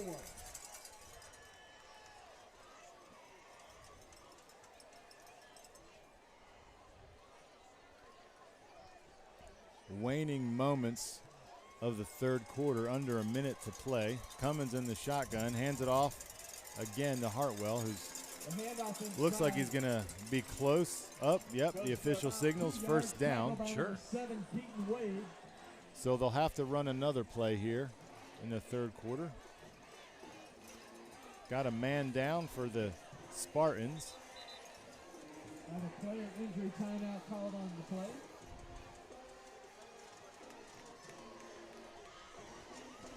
Well, again, with this win, Doug, Summit is going to wrap up the Region 7 6A championship in what was supposed to be, Summit's welcome to 6A football, and they've handled it quite well. Yeah, so they're the defending state champion, but they got moved up, and they're doing well. They're doing well against their competition. I don't know. You have some teams out east that probably aren't ready to cede the championship quite yet to the Spartans. Well, when you got to come through the gauntlet of a Maryville or an Oakland, Oakland survived another. I mean, they beat Lipscomb Academy by having to stop the running back at the 2-yard line. And they beat CPA last night at almost the last second. And so to give you a frame of reference, if you compare schedules, Independence opened with those two schools, and it was 2 games Coach Blade would like to wipe from the history books. Well, he felt like they played pretty well against CPA. Then he referenced Lipscomb Academy and said, we were outmanned at every position on the field. Lipscomb, since being taken over by Coach Trent Dilfer, has become quite the powerhouse here in Middle Tennessee. In short time. It's quite different than when I went to school there. Did you play football, Coach Breece? Short stint in middle school, and then I realized I'm going to play on the golf team. There you go. I believe Lipscomb was a volleyball school. At least that's what my wife would tell me. Now, when I went to school there, we were a girls' basketball powerhouse. Well, I believe Lipscomb had won a state championship or 2 in football. They have. Just a little bit after my time. Well, so our fourth quarter here, 41-14. Paul Breece and Doug Capella here at Summit High School on senior night, and there has been no one probably going to leave the Spartan field disappointed on a senior night. It has just been a myriad of scores by the Spartans. And, what last year was the game 1 of our WCTV Game of the Week, and what I would have called probably one of the greatest WCTV games that I've called, where Summit edged Independence at the last second. And I would say what was their closest game all year. Again, they were in 2 different classifications. And there is a huge hit. Huge hit. Ball comes loose. And Summit looks like they've fallen on it. Summit does come away with it. Rummel had a little head of steam, and the helmet right on the ball pops out and just goes up in the air. We're going to see it right here off the jet sweep. The bottom of your screen in motion. Gonna hand off, and he's like, hey, I got a little crease here. I'm gone. And helmet on the ball is going to be number 13, Brady Pierce. I mean, that guy, he's Johnny on the spot. Offense, now defense. Yep. Well, and what a year of difference makes, right, Paul? To your point, close game last year, and this year, not close. The scores are transposed, 41-14. New running back in the game. I have to get my roster out. A lot of pants are still white. It's going to be number 9, Austin Gruters. What grade is Austin Gruters in? Gruters is a senior. Yeah, senior night. How about that? Gruters saw some playing time against Beach also in our prior WC TV game of the week. It'll be interesting to see if Destin Wade and the Summit Spartans have just basically called off the dogs in the passing game. Well, just to give you a reference, you have Pierce here at the bottom of the screen in his pants compared to number 12. It looks like a laundry detergent commercial. Oh, that is a nice. Well, speaking of number 12. So number 12, Graham Schneider, another senior. And I think Destin Wade is just asking Coach, hey, who else is a senior that needs a little love here on senior night? Just pick the bright white pants on the sideline. I'm pretty sure, unless something miraculous changes, that Keaton Wade, his day on offense is probably over. Well, and you have to wonder if his brother is also going to cede the spot to another quarterback here. I mean, we're getting to the point of meaningless playing time here in the game as the game is decided. It's 41-14. There's Brandon King, who caught the touchdown pass earlier on a carry for a gain of 1, also a senior. So second down and 9 for your Spartans at the 30. This is something that the community of Summit, I mean, all the big things they've done in football, but these seniors can always remember, hey, we beat Independence, and we beat them pretty good on our senior night. Well, and when you have a crosstown rival, Paul, those are things, because you'll have them come back years from now, and that's something that they'll talk about and share. And, you know, high school bragging rights are always fun. Well, I'm not sure who was supposed to make the catch right there, but Brandon King and number 12 were both in the same vicinity, and this is going to be a third down right here. So to our previous point, got a little gray in the beard, Paul, but I remember my senior year, we beat Morrisville High School 35-0 in our end-of-year rivalry. Well, you think you can remember a lot of games, but there's always one or two locked in the old think tank when you get to be a certain age, and they stick with you.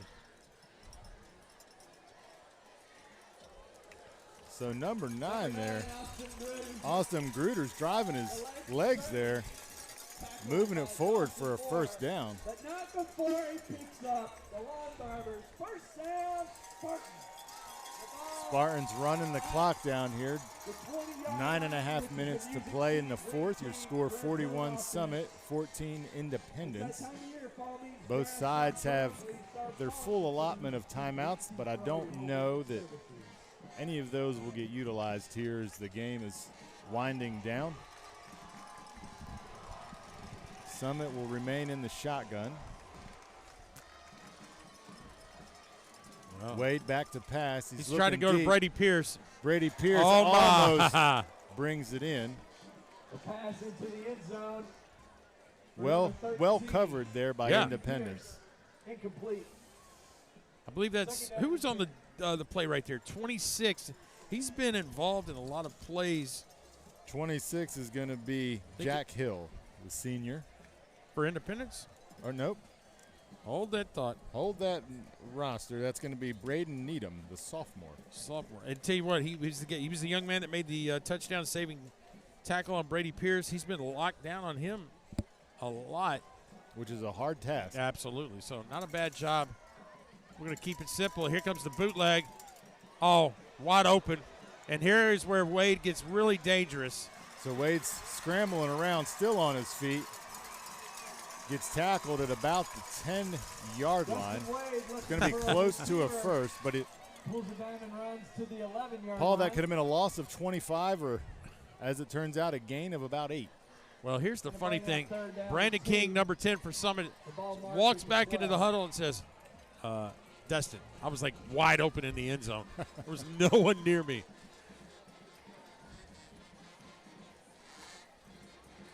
Well, in the nose tackle there, number 20 for Independence, had the pressure. That was Jeb Sessions. But when I say pressure, he looked at him at least. Oh, my. Slow developing, but King going to get a few yards out of it, maybe. Number 10, It's going to be close. Brandon King. So unfamiliar territory here for the Spartans, Yeah, which is going to be 4th down. You have to wonder if Keaton Way is going to come into the game here. Helmet on, but he's like 2 rows deep in the as a spectator here. Yeah, they're not dusting him off for this one. He might be retired for the evening. So you have the all of a sudden power back of Hollis back there leading the way. This is going to be this is going to be Wade all the way, I'm going to assume. He's how about touchdown, keeper. Wade? Touchdown, Another Wade. touchdown here. So on the keeper there, Wade up the middle. Going to bring our score to 47-14. Dustin Wade, I believe anytime he wants, he's got a chance to take it to the house. Even on the 4th and 1, I don't know if anybody in the Summit stands was really nervous about that. You know, it's interesting, Paul, as we watch the game, it's hard to explain, but it's like the offense is running in slow motion. And there is no urgency whatsoever, yet they just make it down the field. Well, we're going to see it right here. 4th and 1. Obviously, the lead blocker right there. Wade slowed down very. You know what? I'm going to try to tackle you anyway and tell my grandkids I tackled Dustin Wade. It doesn't matter if it was 4 yards in the end zone. It was closer to seven yards in the end zone. But I did bring him down. Man, I mean, what an honor and a pleasure to see Dustin Wade play the last few years here on the WCTV Games of the Week. I mean, he's one we're going to talk about for a while, and good luck to him and his brother up at the University of Kentucky. It's always fun to see when these guys and girls from Williamson County go on and do things, and you see them on TV, and you're like, hey, wait a minute, I coached that kid, or I broadcasted a game they were in. Listen, I got to give a shout-out.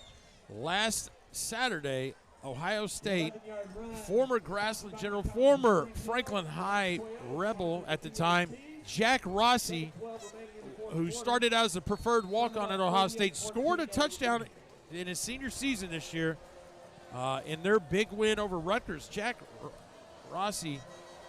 And how fun is that? You know, you get to see those kids do that stuff.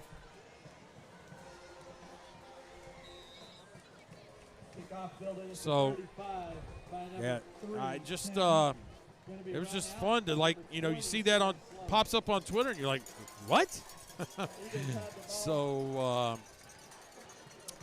I mean, there are a lot of others, right, that we could go down the list.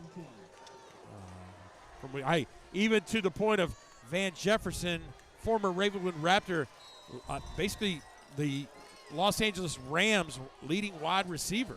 I mean, currently right now. So via, was it LSU? Florida. Florida. Ooh. I know.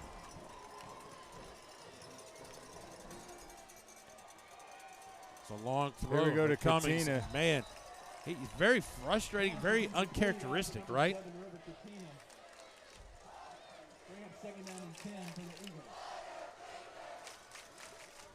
We'll give a quick shout out to the Brentwood Bruins, a big victory over Franklin. So they're going 4-4 on the season. They play next week. They play Beach High School. I don't know if Beach must have a contract with Williamson County. He's playing all the 7A schools in the region. Man, they've got a tough gauntlet than Beach does. Yeah, if you're going to sign on to play two schools in Williamson County, Brentwood and Summit. You may pick, you know what? Interesting to as we talk about Brentwood, they actually probably played Summit the best of all the teams this year. Defeated Brentwood, but it was 27-14, and at one time in that contest, really close. And I think there was a failed conversion of that, really kind of iced the game by Summit. So. And we hit on that a little bit earlier. Your division records or your records in Williamson County, similar to Rutherford County, you can't necessarily base a team on how good or bad they are, because you could have a 4-4 team win the state championship. Just depends on the level of competition that they're playing. Yeah. Well, there goes Keaton Wade, the linebacker for Summit, going to come out of the game on his senior season. Kind of give him a Aren't you glad I haven't played Miley Cyrus yet? slight standing ovation, I guess, by the Spartan crowd. Some people catch on to those little things that coaches do when it comes to, last appearances and stuff. So, again, we've knock on wood. We've had tremendous weather. We're getting a week off, and then I'm sure the fall crisp air is going to start churning in. That's right. So in 2 weeks, we will be at Nolensville High School for the Nolensville game of the week. I believe it's Nolensville hosting Franklin. So we are accompanied by Miley Cyrus music here. And Miley Cyrus at one point called Spring Hill home, attended Heritage Elementary School. A little bit of facts for you. Independence there gets the first down. They convert the fourth down there. Whoa. Let me retract that statement. I thought I heard it. I was getting caught up in all the music. You said Britney Spears went to Heritage Elementary. Miley Cyrus. Oh, I'm sorry. I thought I Cyrus. misunderstood, and I was like, wait a minute, I am shocked at that. Miley Cyrus. Also, Leaper's Fork, Hillsborough.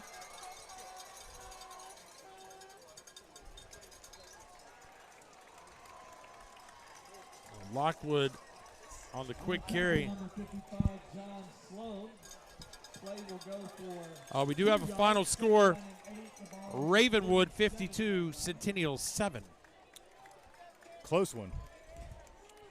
And that's just it's polar opposites, because last week we saw Centennial just dominate Franklin High. The tale of two teams, right? Screen underneath there. Number 4. It's going to be close to a first down. Number 4, Lockwood with the ball. He's going to be met by number 11. Third and about 2. Hutchison on the play. Third down and 3, the ball at the 42. Cummins and Hartwell still out there for Independence.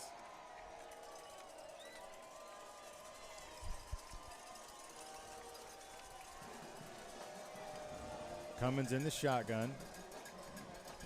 Takes the snap, hands to Hartwell. Hartwell has some room up front.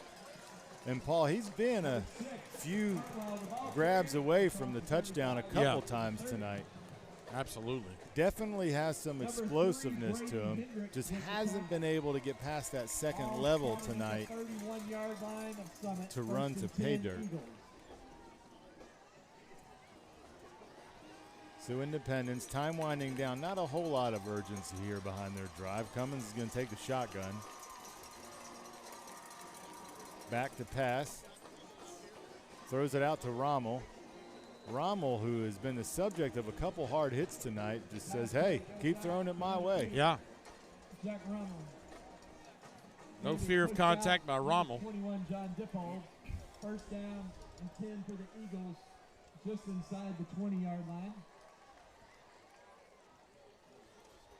Spartans subbing out some on defense here. Rommel goes in motion, handoff to Hartwell. Hartwell breaks a tackle in the backfield, and he's going to be stood up after a gain of about 5.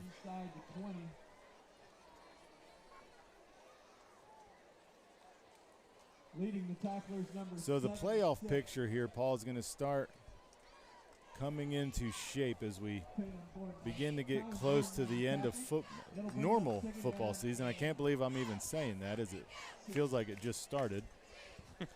But when you're undefeated, generally you have a pretty good shot at making the playoffs. Cummins looks, slides, and he's hit, and there's the flag.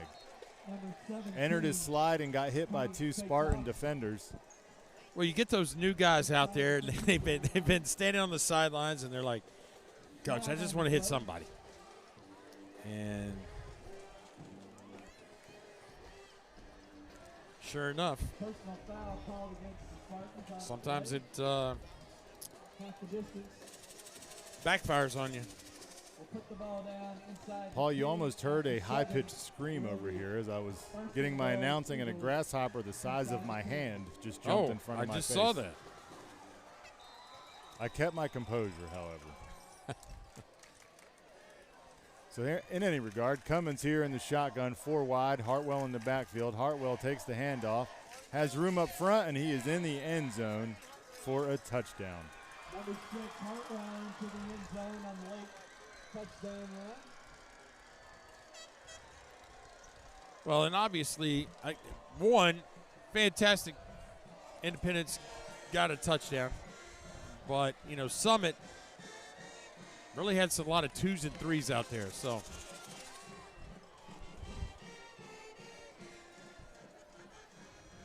here's the extra point.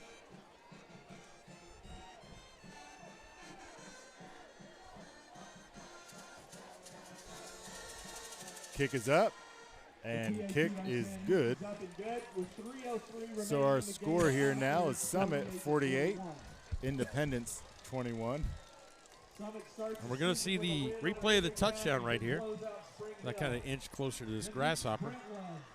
Basically, Lockwood on the straight handoff. He's just going to find a little seam. And it is going to be a 6-yard touchdown for Lockwood and momentum for. Now, listen, this would be a good time maybe for Independence to practice their onside kick, something that they may need. But even more importantly up here, Doug, is going to be the battle between the grasshopper and our camera person, Madison, as I'm not sure if she recognizes that the grasshopper is within inches of her. Focused hard on her work. She's kind of up. She's eyed it. She's eyed it up here. She's kind of she's staring it down. She's doing her best. She's looking at it, and I think she's going to try to ignore it, which is great until it lands in your hair. Never a dull moment up here. Yeah. So here's the kickoff, and it is not an onside kick. It's kicked deep and into the end zone. Kick goes into the end zone for the touchback. Summit will have the ball at their own 20-yard line, first down and 10.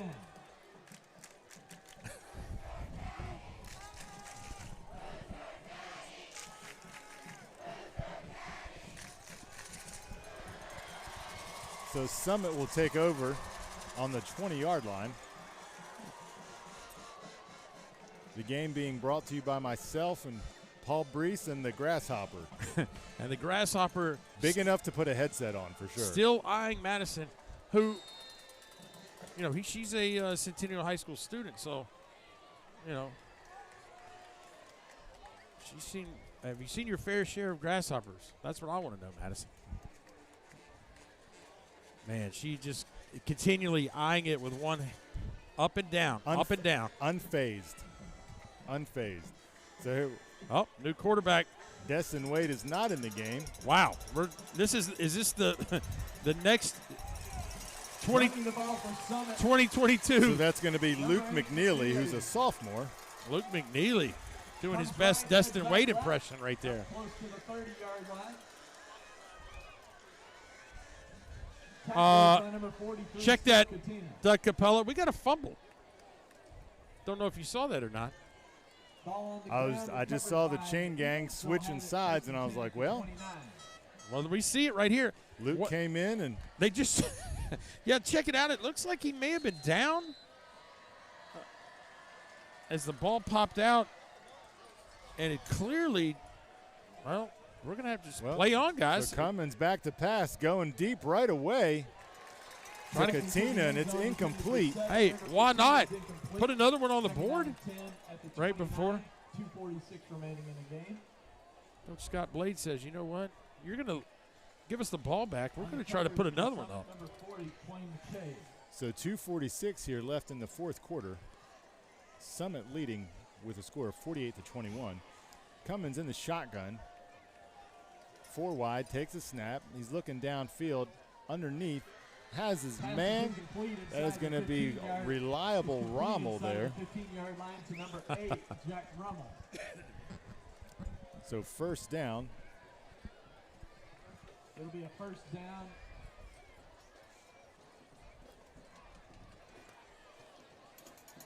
Cummins still in the shotgun, 4 wide. Takes the snap, hands off to Hartwell, and he is going to be brought down. To make the tackle, number 26, he almost shared the handoff there with the Independence defender. Yeah, 26, Jack Hill right there.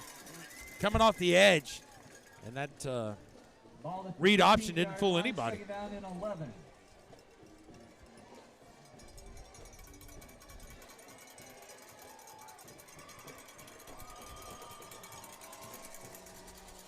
Cummins back to pass, has his man in the middle, but he's hit immediately by 2 Spartan defenders. Intended for number It's going to be 4. number 4. Lockwood broken up. Number 8. So Ty Lockwood there in the middle, but has the ball jarred loose in the end zone. With the defense. Stops the clock here at the 2-minute mark. 3rd and 11, the yards to gain. Paul, you have to imagine they're just going to keep taking shots here and see what they can come up with. Cummins back to pass again, takes the shot in the middle, snagged down by Rommel. Heck of a catch there. How about that? Caught by number 8.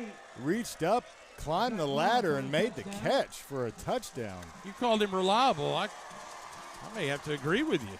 Holy mackerel. Where, River Catina's had a kind of a tough day at the office. Cummins delivers a dart there, and Rommel gets up. Snags it down, bringing our score 48-27, pending the extra point here. Snap is back, kick is up. We have some whistleage here on the play. Flags on the play. Offsides. Ball offside is going to be the call against Summit.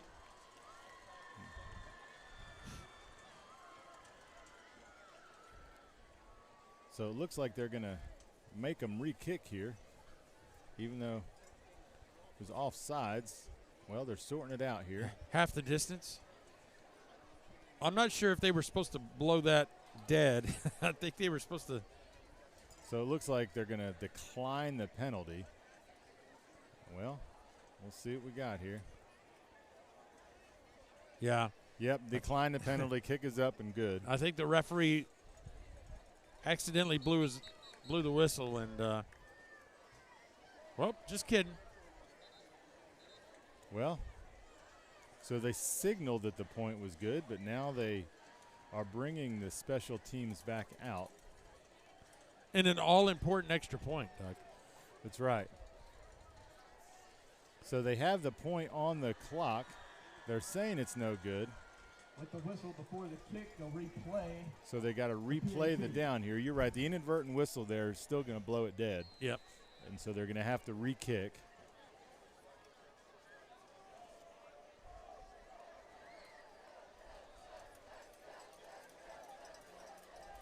So from a yard closer. Snap is back. Kick is up. And again, the same result. Extra point is good, so here we are.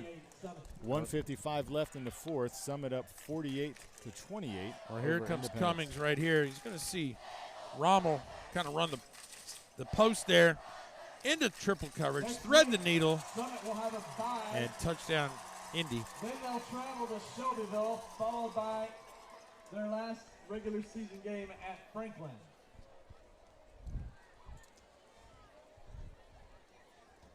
The 5-game home. So Summit will wrap up their schedule here. According to the announcers, they'll have a bye week as all Williamson County schools are off Friday. And then they'll travel to Shelbyville and then bring it back to Franklin. With this win by Summit, I think we could probably go ahead and lock down the 4 representatives for the playoffs from this region, right? Obviously Summit, obviously Ravenwood, Brentwood, and then Independence Well, Independence and Nolensville, I believe, depending on it. Well, Nolensville is only, they're 5A. That's right, correct. So 5A. No, nobody returning, and quick whistle. Let's Coach Coleman, let's keep it on the ground, but let's don't turn the ball over, I'm sure he's saying to his young quarterback here. Well, and I think number 8 there, the the quarterback that came in, Luke McNeely, just signaled to go on the field, and the coach said, we're going to go another route here. So your new Summit quarterback looks to be number 5, Austin Harvey. Harvey hands off to number 9, Gruters, who will get about 2 on the play. Number 9, the ball carrier. Luke McNeely with the ball. He's going to be tackled on the play by 39, Colin Duffy.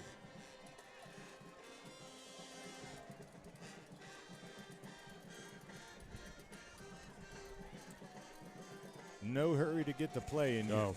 Are the Summit Spartans. They probably have 2 more plays in them, and we'll call it a night. Harvey takes a snap, hands it to Gruters again. And Gruters is going to get about 4 on the play, so it'll be 3rd and short. Austin Gruters, the ball carrier. He's going to get up over the 27-yard line. Time for one more play here. 27, Dawson Moore.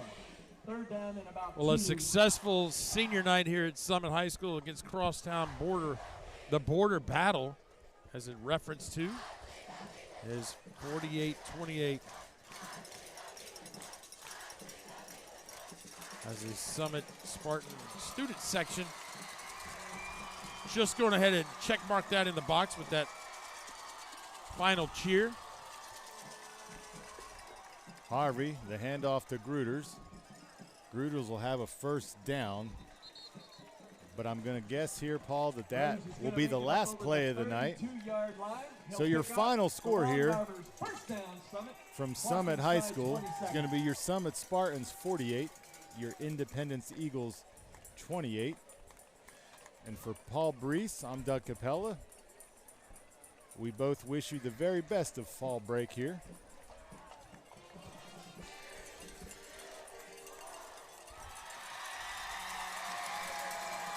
And that is the ball game. All right, have a good night, ladies and gentlemen. Thanks for joining us. Our WCTV Game of the Week. Your finals, Summit Spartans 48, the Independence Eagles 28. Have a good one.